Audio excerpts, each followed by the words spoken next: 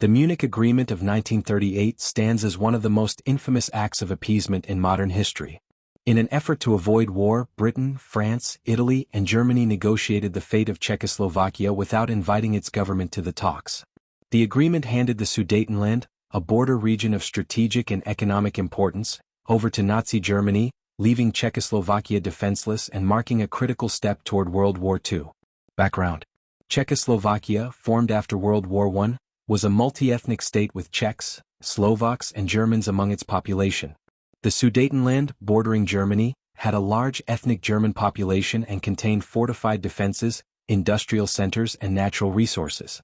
Adolf Hitler, seeking to expand German territory and exploit ethnic divisions, demanded the Sudetenland be ceded to Germany, claiming he was protecting the German minority.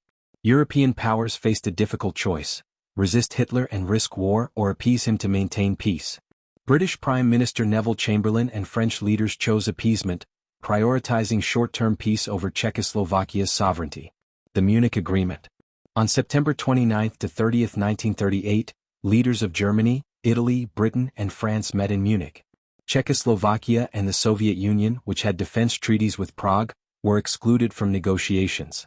The key points of the agreement were: Sudetenland ceded to Germany. The region, with its fortifications and industries, was transferred without Czechoslovakia's consent. No military resistance. Czechoslovakia was forced to comply under the threat of German invasion. Appeasement policy. Chamberlain famously declared it would bring peace for our time, believing Hitler's demands would be satisfied.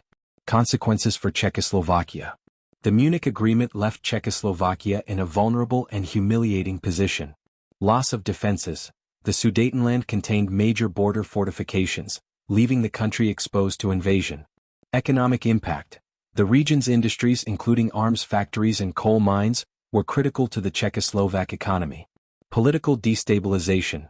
National morale was crushed and internal political divisions deepened.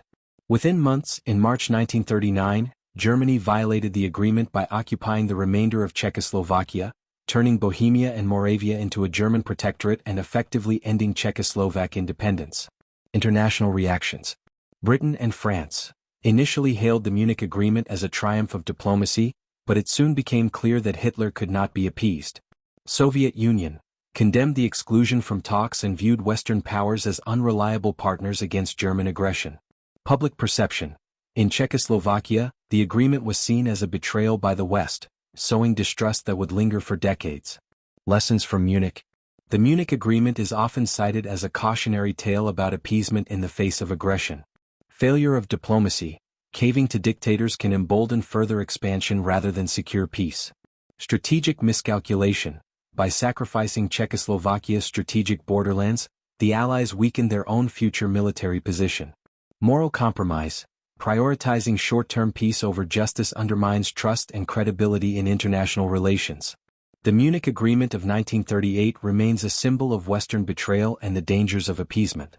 By handing over the Sudetenland to Hitler without Czechoslovakia's consent, Britain and France sacrificed a sovereign nation in the hope of avoiding war. The decision failed spectacularly, emboldening Hitler and paving the way for the outbreak of World War II just a year later. Today, Munich serves as a stark reminder that compromising with aggressors often invites greater conflict, rather than peace.